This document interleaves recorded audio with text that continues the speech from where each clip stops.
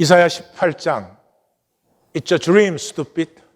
세상은 뭐라 그러죠? It's a economy, stupid. 예, 선거 때가 되면은 돈이야 돈.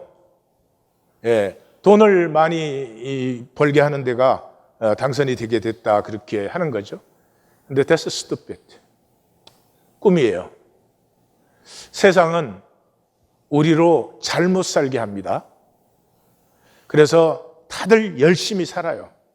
열심히 살고 나서 돌아보면은 반드시 이렇게 살고 싶었던 것이 아닌데, 내가 이런 사람이, 이런 모습이 되고 싶었던 것이 아닌데, 이것이 세상이에요. 오늘 말씀은, 이 말씀을 받으면 잘 살게도 물론 합니다. 그렇지만 그보다 더 중요하게 우리 안에 있는 영원한 씨앗, 영생이 피어나게 합니다. 그만큼 우리에게는 받기 어려운 말씀입니다. 그냥 들어가지고 받아지지 않는 말씀입니다. 이 성경이 무엇이라고 여러분들은 생각하십니까? 이 성경은 꿈입니다. 하나님의 꿈입니다. 이 헛된 세상 속에서 이런 나라가, 이런 삶이 피어난다면, 이런 사람들이 피어난다면 하는 하나님의 꿈이 성경이에요. 그래서 우리는 현상의 혈육으로 태어났으니까 이 현상 살 수밖에 없잖아요. 우리 중에 뭐 현상 안 살 수 있는 사람 있어요? 없어요, 그런 것은. 그런 우리가 이 현상을 초월해서 내 안에 있는 걸 아잖아요. 아름답기를 원하고 가치 있는 삶이 되기를 원하고 내 존재 자체가 존귀해지기를 원하는 것이 내 안에 있지 않아요? 뭐 성경을 몰라도. 그 하나님의 형상이 피어나는 길은 꿈을 꾸는 것밖에 없어요. 본질은 현실로 피어나지 않습니다. 힘과 능으로 되는 것이 아니고 내가 40일 금식 기도를 400번을 해도 되는 일이 아니에요. 현상으로 본질을 피울 수는 없어요. 본질은 꿈을 꿀 때 스스로 피어나 생수의 강으로 솟는 것입니다. C.S. 루이스 얘기를 좀 나누겠습니다. 본명이 C.S.예요. 클리브 스테이플스예요. 근데 다들 잭이라고 불러요, 평생에. 잭이라고 부른 이유는 4살 때 그 기르던 개가 자동차에 치여 죽었어요. 근데 그 개 이름이 잭씨였어요. 그래서 그때부터 자기는 잭씨라고 하는데 사람들이 다 이제 잭으로 불러서 자기도 그걸 받아들여서 잭이 됐습니다. 그 문학과 신화에 어릴 때부터 매료가 되어서 아버지가 변호사인데 그 서구의 책을 안 빠지고 다 읽었다고 그러죠. 그 평생의 가족은 형 워런밖에 없었어요. 그리고 워런은 이제 옥스퍼드의 역사학 교수였습니다. 9살 때 어머니가 죽었는데 아버지가 기숙사 학교로 보냈습니다. 그 후로는 아버지하고는 별로 관계는 없었던 것 같아요. 아버지는 계속 돈 보내주고 그런 것이지 그때 아버지는 그 자식들과 만나고 대화하고 뭐 이런 것 자체가 없었던 때니까요. 1916년에 옥스퍼드에 장학금을 받고 입학을 해가지고 그 다음 해에 1차 대전에 자원 입대하고 그 다음 해에 프랑스 전선에서 부상을 당해가지고 학교로 돌아와가지고 1924년부터 가르쳐요. 1년 강사로 가르치고 25년부터 34년까지 30년 교수로 가르쳤습니다. 이 옥스퍼드에 있을 때 그 톨킨스, 반지의 제왕, 호빗 그런 작품을 쓴 톨킨스와 굉장히 친하게 되고 그래서 톨킨스를 통해서 무신론자에서 크리스찬으로 예수님을 영접하게 됩니다. 1950년에 미국에서 편지가 왔습니다. 조이라고 하는 여성이에요. C.S. 루이스가 그래요. 이 여자가 누군데 나를 꼭 아는 것 같다. 뭐 그렇게 해서 편지를 주고받다가 그 남편이 알코올 중독자, 인격 파탄자, 뭐 그래서 이제 합의 이혼을 하게 됩니다. 합의 이혼을 결정하고 이게 영국으로 옵니다. 영국으로 오는데 영국으로 오는 이유는 이제 미국을 떠나고 싶기도 하고 아이들이 그 크로니클스 오브 나니아라고 하는 그 C.S. 루이스의 작품을 읽었는데 그게 동화처럼 적힌 거예요. 동화는 아니에요, 사실은. 굉장히 어려운 책입니다. 그걸 읽고 그 나니아 왕국의 역대기가 7권인데 7권 모두가 이렇게 벽장 안으로, 옷장 안으로 들어가면 옷장 뒤에 나니아 왕국이 열려요. 그래서 이 아이들이 이 C.S. 루이스 집에 가서 그 옷장 안에 들어가 보는 게 꿈이고, 그래서 이제 영국으로 옵니다. 영국으로 와서, 영국으로 오고 난 다음에 이제 그 다음에 이혼 과정은 다 완료가 되고, 1956년에 영국 정부가 이제 비자 연장을 안 해줘서 추방당할 위기에 처했어요. 그래서 C.S. 루이스가 결혼을 해줍니다. 사실은 이 서류상 결혼이지만 사실 이미 C.S. 루이스는 이미 조이를 사랑하기 시작했죠. 16살 연하니까 말은 못했어요. 그런데 결혼하고 나서 골수암이라는 게 판정이 됩니다. 그래서 병상에서 결혼식을 올리고 한 3년 남짓한 C.S. 루이스와 조이의 삶에서 가장 행복한 시간을 보내고 1960년에 조이가 세상을 떠납니다.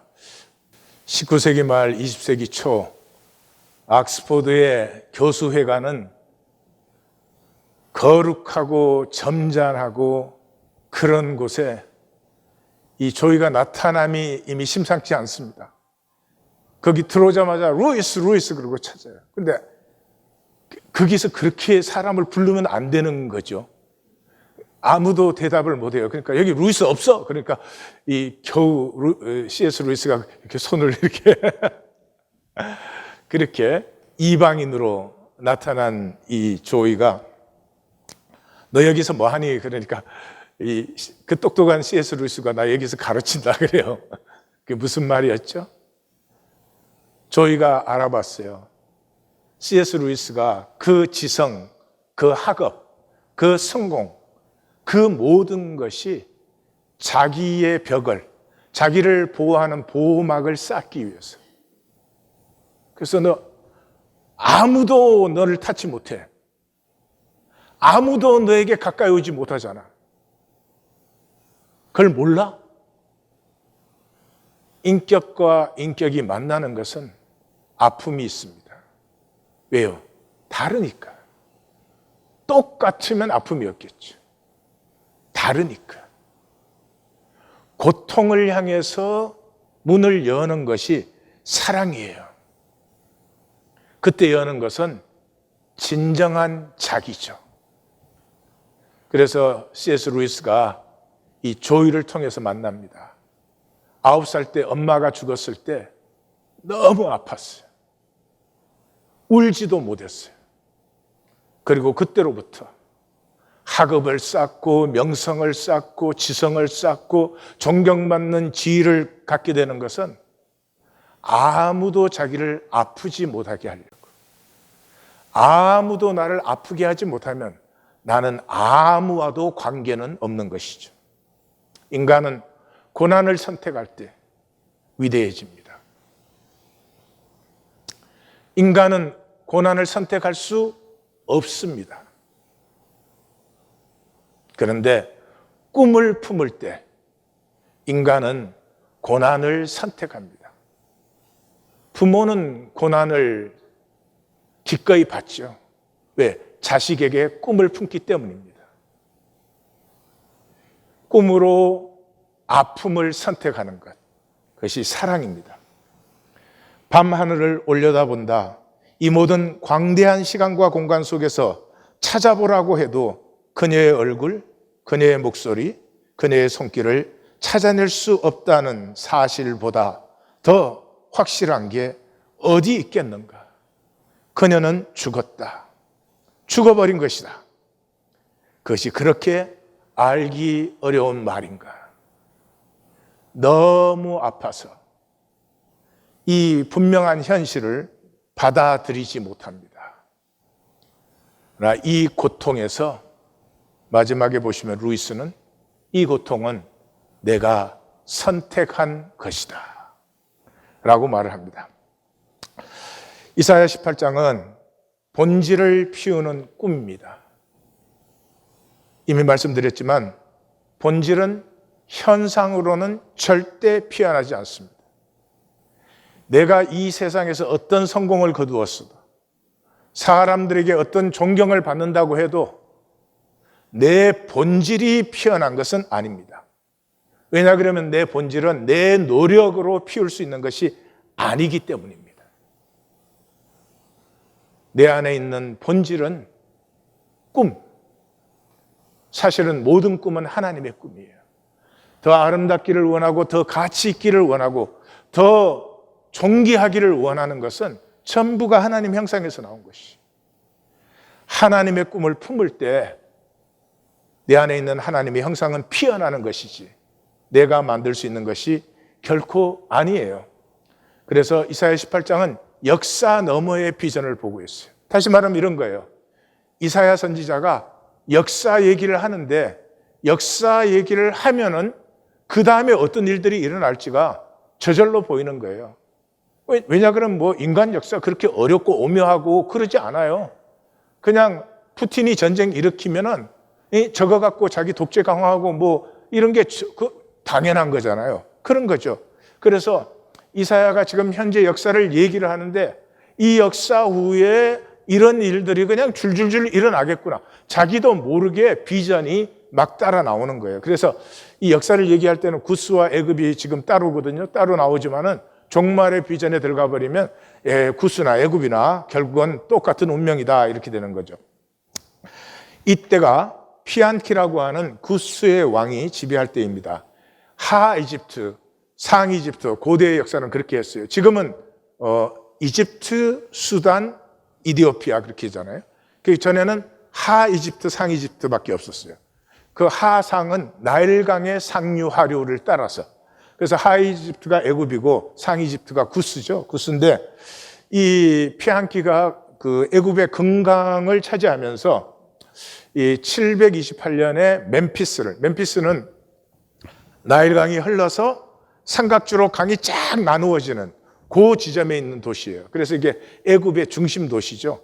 728년에 점령을 했습니다. 점령을 했는데 오래 머무르지 못하고 나온 것을 보면은 아마 점령을 했지만 유지할 수 있는 힘은 없었다 하는 걸 눈치챌 수 있어요. 멤피스를 완전히 장악한 것은 그 동생 샤바카가 왕이 되고 나서 멤피스를 점령하고 그 길을 수도로 정했어요. 수도로 정했는데 아마 18장이 헷갈려가지고 19장을 여러 번 읽어보셨을 분들도 계실 텐데 19장을 보면은 애굽이 망하는데 구스가 강해서 망하지 않아요. 애굽이 망하는 이유가 첫째가 페르노이아. 우리 얘기예요. 먹을 게 없는 것도 아니고 입을 게 없는 것도 아닌데 뭐 이렇게 뭐 인플레이션이 일어난다, 뭐 불경기가 온다 이러면 뭐 불경기 될 돈이 있어야지. 나를 닮으시라고.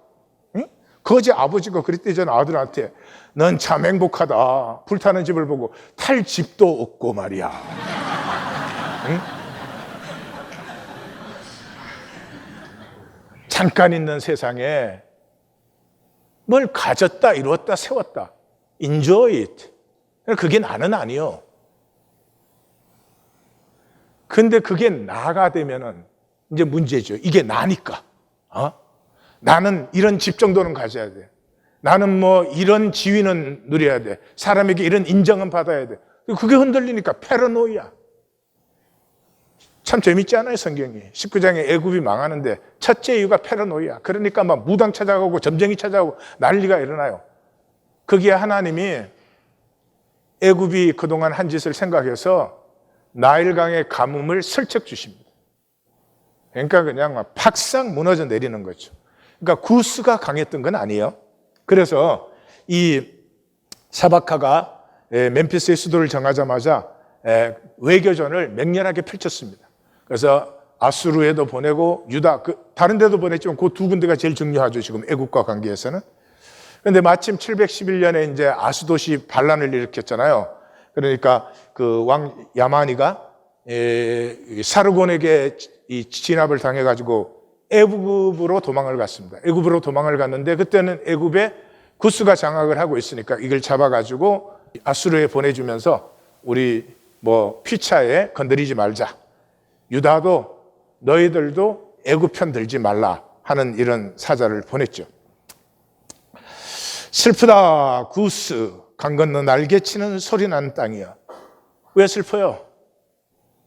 지금 잠깐 유리해졌어요. 구스가 잠깐 이 길고 긴 역사에 잠깐 유리해졌어요. 얼마나 자기네들이 더 유리할 거야?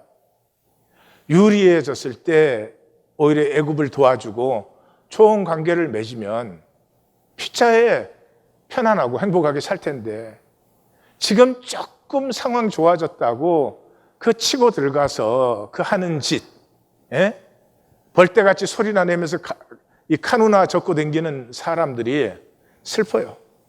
그런데 이중 의미죠. 이사야 선지자가 유다에 지금 선포하는 말씀이니까. 슬퍼요, 유다가. 하나님을 믿는다고 하면은 하나님께서 역사를 어떻게 주관하시는지 정도 눈치는 채야지. 그냥 그 갈팡질팡 하면서 히스기야가 딱 등극했는데 등극하자마자 역사에 없던 일이 지금 일어나잖아요. 그게 뭐예요? 이제 아수르 제국은 제국 시대가 처음으로 열리는 때예요.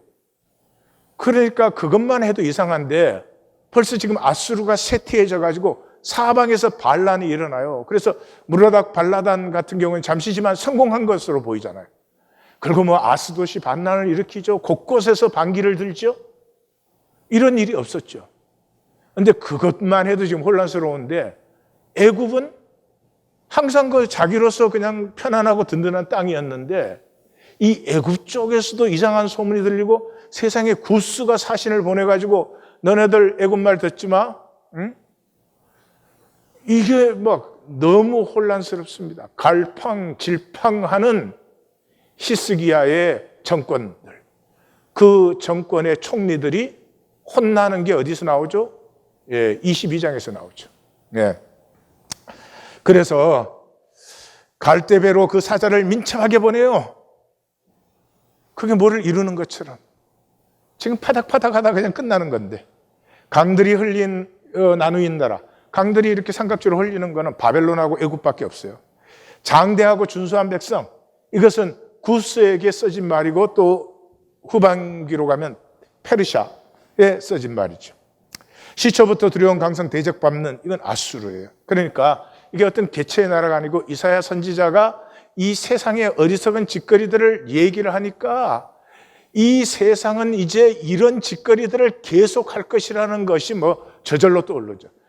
이사야가 무슨 바벨론과 페르시아를 개체적으로 알았던 건 아니겠죠. 세상이 원하는 강함의 총체. 뭐 하여튼 뭐 돈도 벌고 싶고 지도 올라가고 싶고 더 그런 거죠. 상식적인 얘기예요. 그래서 세상은 점점 더 요란스럽고 복잡해져 가는 것이 인간 역사예요.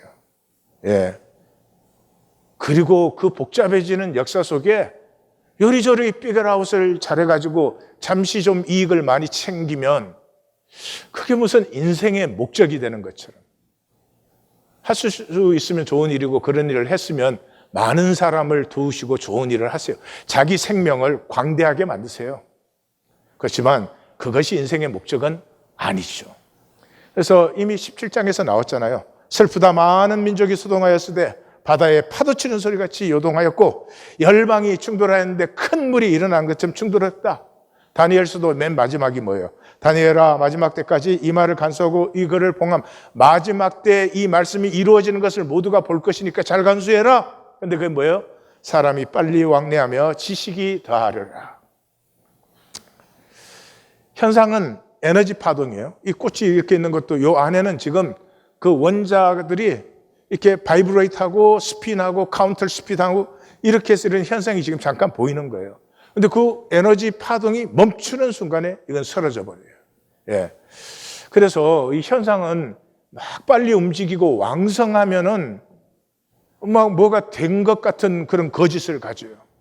내가 막 공부도 많이 하고 막 사람들에게 인정도 많이 받고 막 지금 실제로 그래요. 여러분 멍청한 것 같지만 내가 얼마나 바쁘느냐가 내가 얼마나 중요한 사람이냐예요. 중요한 질문은 뭐예요? 그게 아니죠. 내 존재가 피어났는가? 하나님이 이하권위를 창조하시되 이하권이의 씨앗을 나에게 주셨어요. 이것을 피우는 건 나예요. 하나님이 피워버리면 이하권이가 아니죠.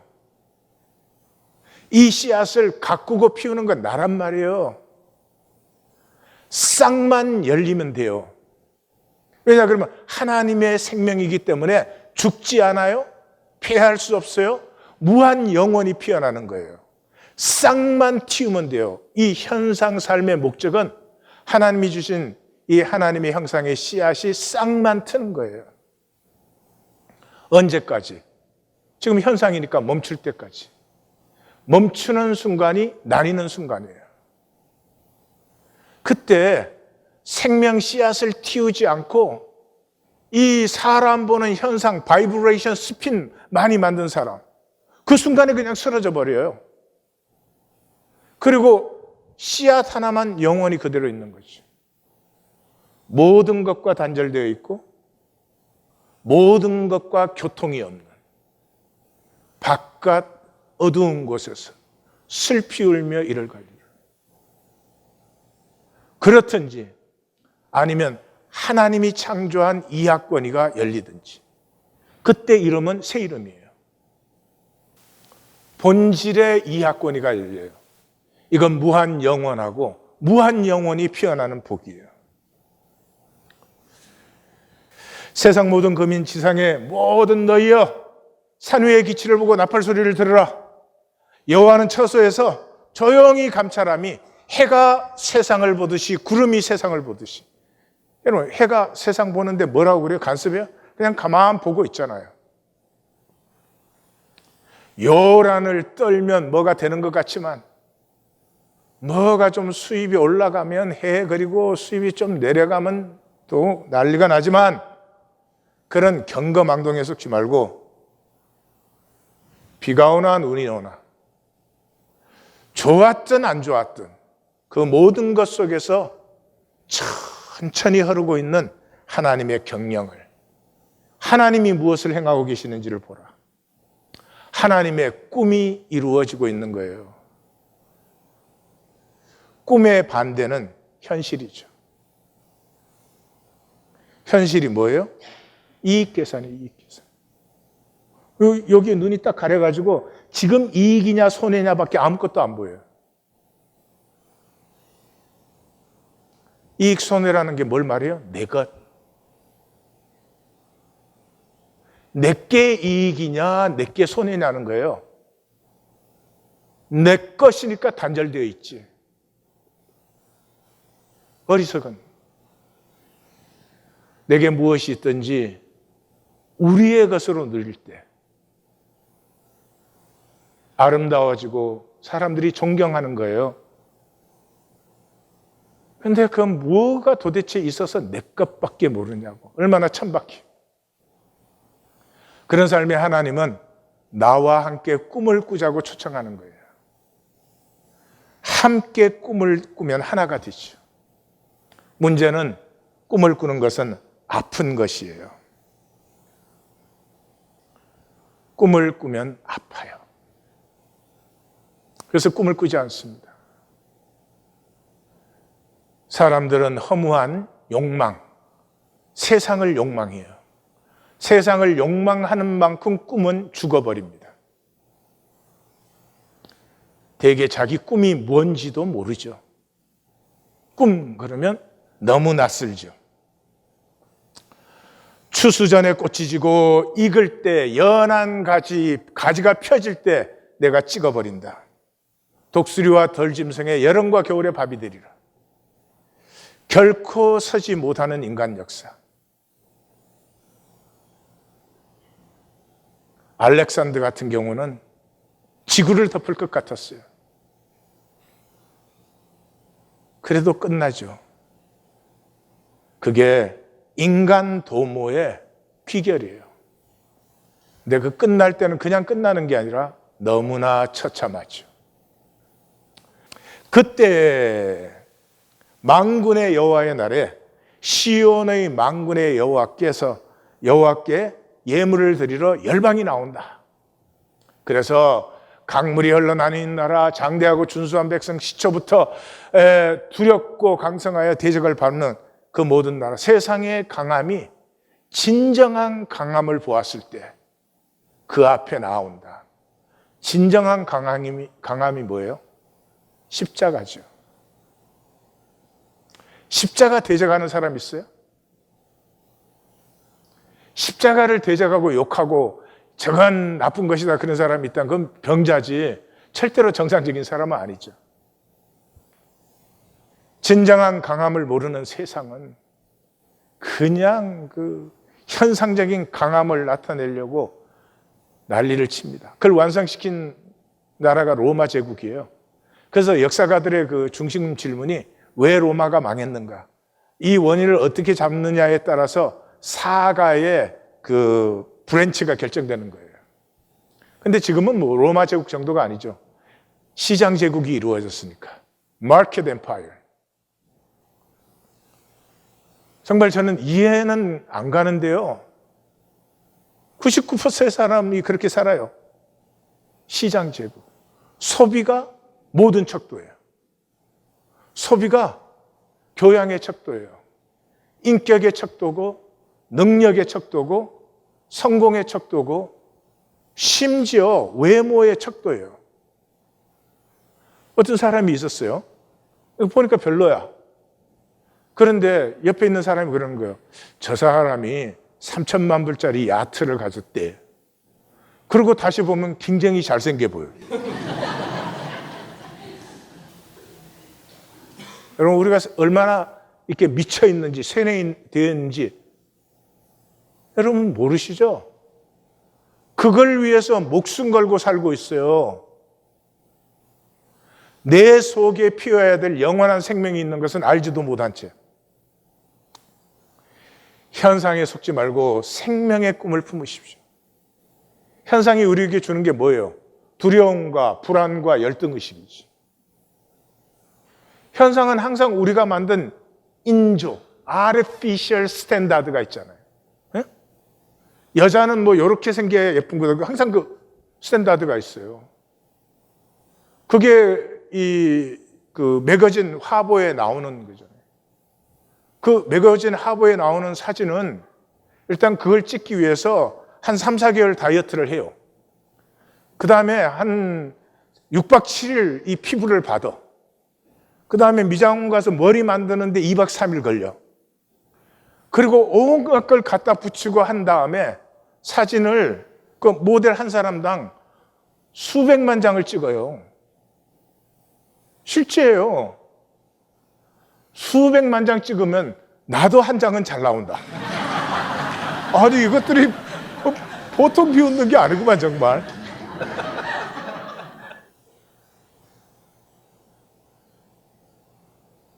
그게 나오면 세상의 모든 여자는 저렇게 생겨야 된다 이렇게 되는 거예요. 멍청. 그렇게 아티피셜 스탠다드가 생기면 모든 여자가 정죄받는 거예요. 저렇게 생길 수가 없잖아요. 자연이 아니니까. 생명의 꿈을, 우리의 아름다움은 그런 데 있지 않아요. 하나님이 주신 하나님의 형상, 얼마나 고귀하고 신비하고 아름다운 것이. 그래서 베드로는 그러지 않아요? 이 성령이 임했을 때 이는 선지자 요엘을 통하여 말씀하신 것이니 하나님이 말씀하시기를 말씀해 내가 내 영을 모든 육체에 부어주리니 너희의 자녀들은 예언할 것이요 너희 젊은이는 환상을 보고 너희의 늙은이들은 꿈을 꾸리라. 성령이 임하면 꿈이 피어나는 것이죠. 그 꿈에 품은 받은 우리의 하나님 형상 본질이 피어날 때 생수의 강이 솟아나는 것이죠. 이 꿈이 피어나기 위해서는 딱 한 가지밖에 없어요. 내 절망을 만나야 돼요. 내 에고의 절망, 내 혈육의 절망을 만나야 돼요. 아무리 갖다 붙여도 비천한 것이구나. 사람들이 나를 보고 위대하다, 훌륭하다고 해도 나는 나를 알아. 도둑놈이고 거짓이고 악하고 음란하기 짝이 없는, 우리 안에 없어요, 그것이. 하나님의 형상을 억눌러버린 자리에 우리 안에는 무엇이 있어요? 거짓과 망상. 내가 그런 멸망의 존재라는 절망을 만나지 않고는 절대로 내 안에 있는 하나님의 형상은 열릴 수가 없습니다. 성령이 임하시면 꿈을 꾸게 되고, 꿈에 품음받은 하나님의 형상 씨앗은 부화가 돼서 열립니다. 이때 단절된 현재에서 영원을 품은 현재로 전환되게 돼요. 우리의 현재는 지금 손해냐 이익이냐 그거밖에 못 봐요. 아무것도 못 보는 게 아니고 거꾸로 보고 멸망을 보는 거죠. 그러나 꿈이 피어나면 내 과거가 아무리 부족하고 못나고 괴로웠다고 해도 그 모든 과거가 오늘 이 현재를 위해서 있어 왔어요. 한숭이 국화꽃을 피우기 위해서 천둥은 먹구름 속에서 그렇게도 울었나 보다. 뿐만 아니라 이 현재에서부터 하나님의 아름다움은 얼마든지 피어날 수 있어요. 어디에 열등의식이 들어올 때, 어디가 현상이 우리를 속여서 열등의식을 주고 우울증을 줄 수 있는 것이 어디에 있느냐 이 말이에요. 피하고 유리하고 지키기에 나해서 지금 당장 이 현재뿐이니까 아픔을 품는 나, 열려서 오는 하나님의 경영, 섭리를 받을 수 있는, 그것이 내 뜻과 다르기 때문에, 내가 원하는 것과 다르기 때문에 아프지만 이 아픔을 품는 것이 꿈꾸는 자의 특징이죠. 부모는 자식에게 꿈을 품기 때문에 아픔을 품을 수 있죠. 자기 십자가를 지고,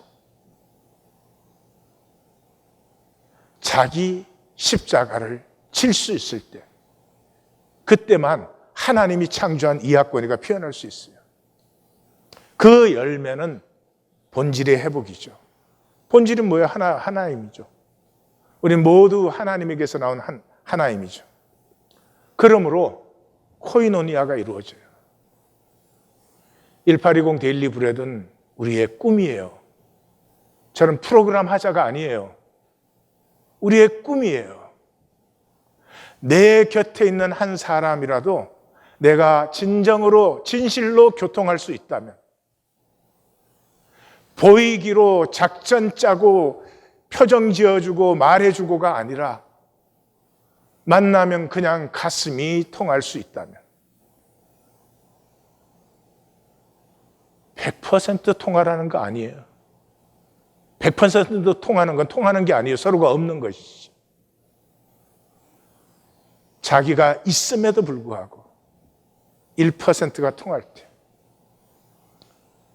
남편이 참 답답한데도 어쩔 때 내 가슴에 작은 것 하나를 탁 같이 느껴줄 때 참 고마운 것처럼 1820 데일리 브레드는 꿈을 꾸자는 것이에요. 꿈은 영혼이 사는 길이에요. 혈육은 욕망으로 살아요. 욕심으로 살아요. 사는 게 아니죠. 안 죽으려고 몸부림치는 것이지. 영혼이 사는 길은 꿈을 꾸는 것밖에 없어요. 왜냐하면 꿈은 현상을 초월하는 유일한 길이에요. 하나님의 형상이 깨어나는 길은 이 길밖에 없어요. 손해 안 보고 이익 챙기기, 그 천박하고 조잡스러움에 사로잡힐 수밖에 없는 게 우리잖아요. 어떻게 계산 안 하고 살 수가 있어요? 아프지 않으려고 C.S. 루이스처럼 껍질 만드는 게 우리의 삶이잖아요. 그렇게 안 살 수 있는 게 아니잖아요. 그런데 이상하죠? 꿈을 꾸게 되면은 스스로 아픔을 선택할 수 있어요. 왜요? 더 높고 더 존귀하고 더 아름다운 가치를 보았기 때문이에요. 나의 절망을, 내가 사람 보기에는 그럴듯하지만 얼마나 악하고 더럽고 거짓된지를 이제는 만났기 때문이에요. 우리는 알죠. 그러나 생각이 떠오를 때 슬쩍 다른 걸로 대체해버려요. 나를 만나지 않기 위해서. 그래서 포로에서 돌아온 귀한기 선지자인 스가랴는 만군의 여호와께서 말씀하시되는 힘으로도 되지 아니하며 능력으로도 되지 아니하고 오직 나의 영으로 되는 것이다. 인간이 만들 수 있는 것이 아니에요. 하나님의 꿈이 임할 때 생명은 피어나는 것이에요. 그래서 이사야서는 40장에서부터 꿈이 막 그 이사야 안에 있는 꿈이 이 멸망해가는 역사 속에서도 하나님은 결코 이 창조 안에 그 하나님이 세우신 선하심을 포기하지 않은 거기에서부터 피어나는 꿈을 너무나 아름답게 얘기합니다. 저는 그래서 이사야 40장 이후를 굉장히 좋아하는데요. 그래서 첫 번째 목회는 거기에서 교회 이름을 지었어요. 이전 일을 기억하지 말며 옛적 일을 생각하지 말라. 보라, 내가 새 일을 광야의 길과 사막의 강이 이 듣기만 해도 가슴이 뜨거운데, 세상 속에 우리에게 하나님의 생명을 주신 목적은요, 여기에서 궁궐지어라, 여기에서 막 훌륭하게 되어라, 여기에서 너는 다른 사람의 100배 큰 자가 되어라, 그런 거. 현상에서 100배 크나 100배 적으나 똑같은 거예요. 초월. 알을 깨고 새로 날아라. 고치를 찢고 나비로 날아라. 어떻게 우리가 마귀에게 쏘가가지고 하나님같이 돼요. 내 좁쌀 세계 안에서 하나님같이 되어서 어느 것이 선이냐 어느 것이 악이냐 내가 다 결정해. 어느 게 옳으냐 어느 게 틀리냐 그것도 내가 결정해. 어느 게 이익이냐 어느 게 손이냐 그것도 내가 결정해. 그 모든 것으로 좁쌀 세계 껍질을 만들다. 왜요? 안 아프려고. 왜요? 내 중심대로, 내 마음대로 됐으면 좋겠으니까. 근데 역설적으로 그것 때문에 불안하고 두렵죠. 그래서 말씀조차도 받을 수가 없어요. 말씀을 선포받아요. 그런데도 내가 이해해서 내 편한 대로 처리하지 결코 돌이키지 않아요. 깨어질 수가 없으니까. 이 절망에 하나님의 역사가 꿈입니다. 꿈이 사랑이에요. 나를 넘어서 더 소중하고 아름다운 가치에 붙들림 받는 거예요. 나를 빼앗기는 길이에요. 평생을 통해서 내가 나를 지키는 게 우리의 삶인데 그 나를 빼앗길 수 있는 것이 꿈이에요. 그것을 사랑이라고 해요. 십자가를 지는 예수님은 고통을 참으신 게 아니에요. 괴롭지만 이게 순종하는 길이 아니에요. 아버지 가슴의 꿈으로 가득하셨어요. 그래서 윤동주 시인이 참 잘 봤어요. 괴로웠던 사나이, 행복했던 예수 그리스도. 그의 육체는 분명히 괴로웠어요. 그러나 그는 행복한 꿈을 품고 있었어요. 그래서 제자들에게 마지막 말씀이 뭐예요? 새 계명을 너희에게 주노니 서로 사랑하라. 내가 너희를 사랑한 것 같이 너희도 서로 사랑. 이 교훈 아니에요. 이게 명령한 거 아니에요. 그게 명령해서 되겠어요? 서로 사랑하라가 명령해서 될 일이에요? 아니에요. 자기가 십자가를 졌을 때, 아버지의 아픈 가슴이 이 온 땅에 나타났을 때, 그걸 만난 사람들이 서로 사랑하는, 다시 하나로 회복되는 그 꿈에 붙들림 받으신 분이 예수 그리스도세요. 하나님을 사랑하기까지, 마음을 다하고 성품을 다하고 힘을 다하고 뜻을 다하여 주 너의 하나님을 사랑하기까지는 현실과 돈과 종교가 전부예요. flattened, 평면밖에 없는 삶. 사람이 어떻게 볼까가 너무나 두려운 사람. 그 가면 껍질 만들기에 자기를 다 낭비해버리는, 결코 초월이 없는 생명을 자기 스스로 버리는, 꿈은 사랑이기 때문에 아파요. 꿈을 가진 사람은 이 혈육의 세상에 맞춰지지가 않아요. 존재의 진실입니다. 막 사람들은 뭐 차 좋은 거 샀네, 얼마 줬어, 기능이 뭐가 있어, 이래. 그 소리가 몇천 년 전 과거에서 들리는 소리 같아요. 어떻게 저런 것을 신경을 쓸까? 저것이 그렇게 중요하단 말인가? 와, 좋겠네. 아들이 하버드 대학 옆에 다바드 들어갔다며. 축하해, 부럽다. 인생을 살면서 그런 것들은 좋은 게 오면 감사하는 거고 즐기면 되는 것이죠. 그게 어떻게 나야? 그게 나 아니지. 그게 존재의 진실이지. 이순신 장군이 자기 이익 챙겼다면 누가 기억이나 하겠어요?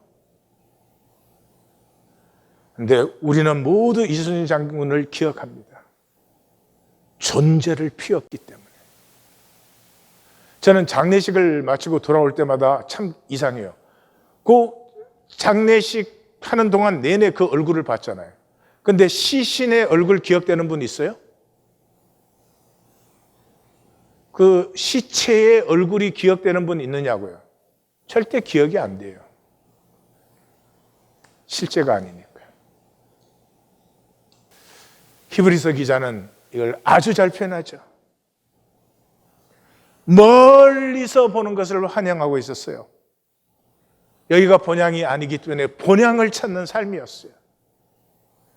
더 나은 본향을, 하늘에 있는 본향을. 그래서 하나님이 너의 하나님이라고 부르심 받기를 부끄러워하지 아니한 그런 삶을 살았어요. 영상의 마감 부분을 보겠습니다. Hi. Hi.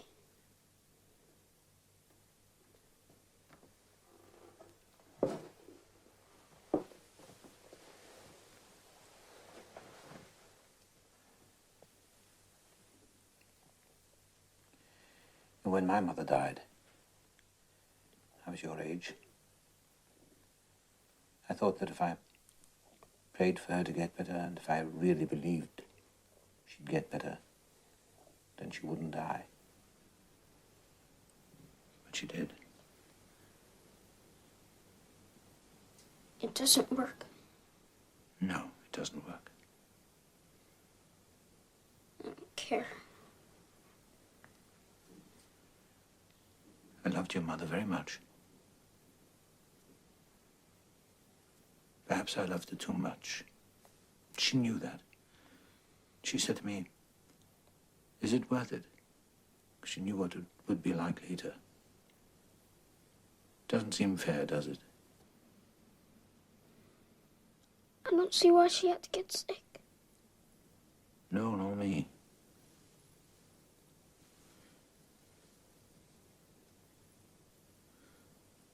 But, you can't hold on to things, Douglas. You have to let them go.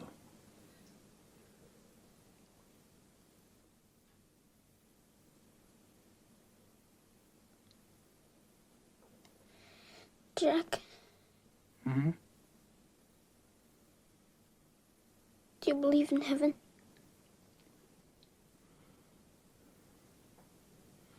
Yes, I do.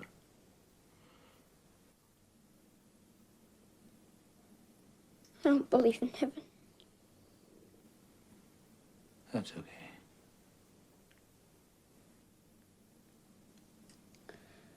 I sure would like to see her again.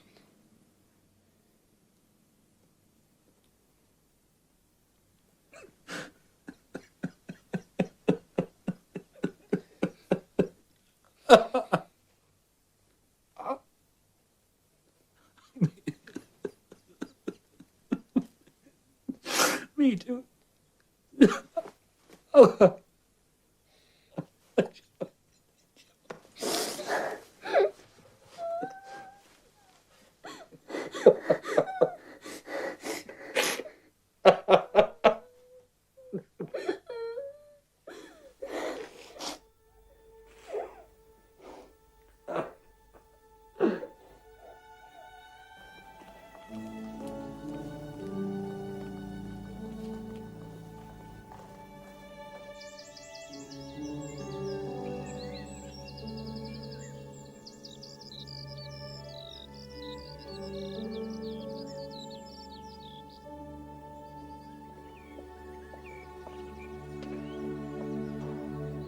Hello. Who are you? Chadwick, sir. You're my tutor this term. Am I? Chadwick. Right, come on.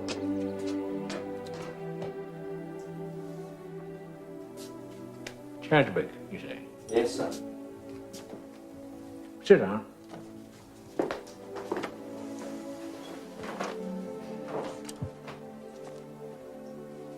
We read to know we're not alone. Do you think that is so? Well, I hadn't thought of it before like that, sir. No, nor did I.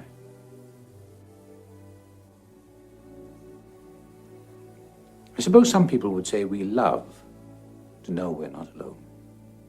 Would you? Well, if you mean falling in love, well, I haven't really. I mean, I probably know more about love from books than from personal experience.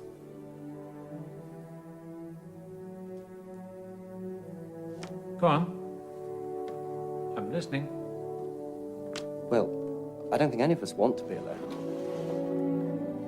Why love if losing hurts so much? I have no answers anymore. Only the life I've lived. Twice in that life, I've been given the choice. As a boy and as a man. The boy chose safety, the man chooses suffering. The pain now is part of the happiness then. That's the deal.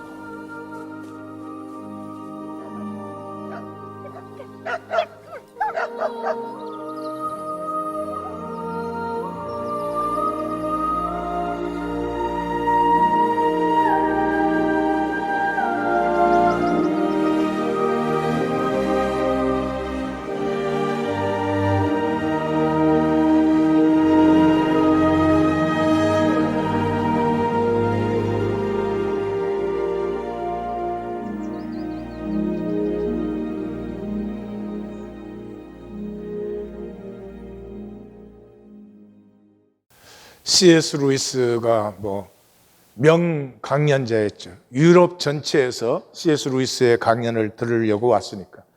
그 중에 대표적인 주제가 고통이었습니다. 고통은 우리의 삶을 성숙하게 하고 새롭게 하고 그런 얘기를 했어요. 근데 조이가 죽고 나니까 막 사람이 무너져요. 막 화를 내고 소리를 지르고.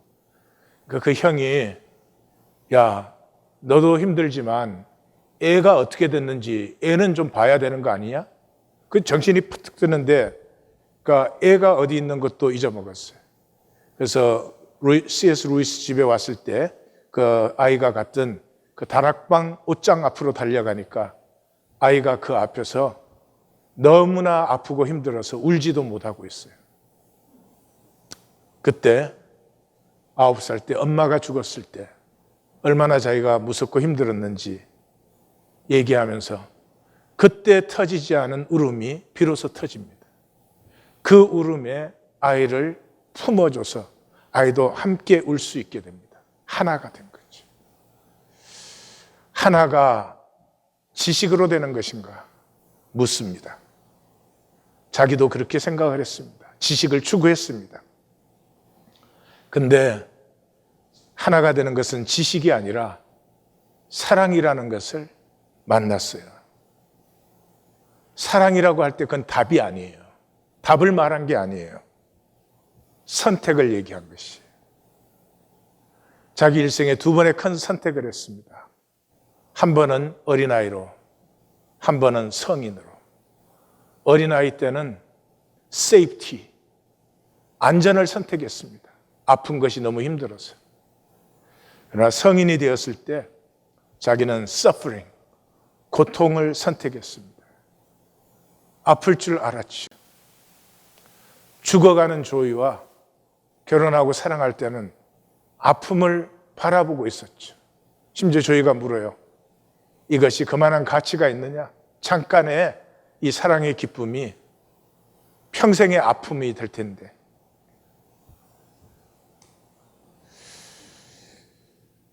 C.S. 루이스는 고통을 선택했습니다. 왜요? 아픔이 하나로 만드는 것이니까요. 나의 아픔을 아무에게도 보여줄 수가 없어요. 세상에서는. 단절되어 있으니까요. 두렵죠? 그 아픔을 보고 얼마나 멸시할까 싶어서. 그렇다고 끝까지 두려움에 지시면 안 됩니다.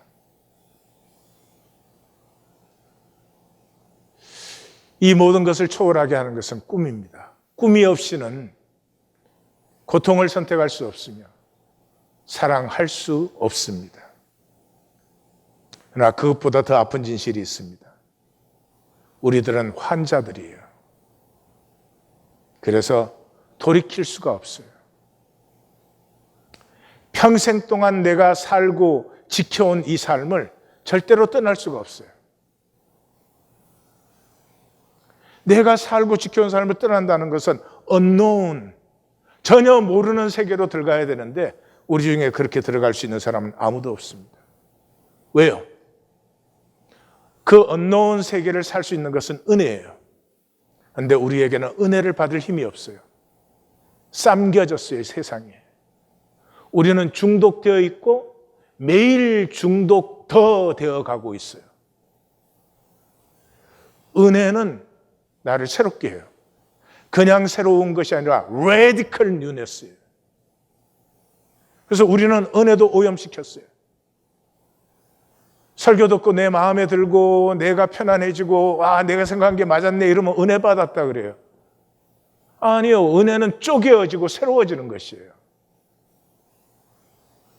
그래서 우리는 이거밖에 없어요. 설마 나름대로 하나님 믿었는데 하나님 믿은 게 아니거든요. 그거는. 그래서 우리에게는 운명이 절대화되어 있습니다. 불행하게도. 지금 현상의 나, 지금 나의 조건, 내 삶의 형태, 지금 나와 사람들이 나라고 부르는 그것이 나라고 절대화되어 있어요. 하나님이 보시기에는 아니라고 해요. 내가 만든 너는 지금 잠깐 집을 나가서 지엄 열매를 먹고 있지 너는 결코 그런 존재가 아니야. 그러나 그 하나님의 가슴의 실제는 나에게는 불가능한 부담이에요. 내가 그렇게 아름다울 수 있다고 믿지 않아요. 내가 그렇게 존귀할 수 있다고 믿지 않아요. 아니, 그런 거 필요 없어요. 지금 편하게 해달라는 거예요. 지금 조건 좋고 상황 좋고 돈 좀 더 줘서 지금 편하게 해달라는 것이죠.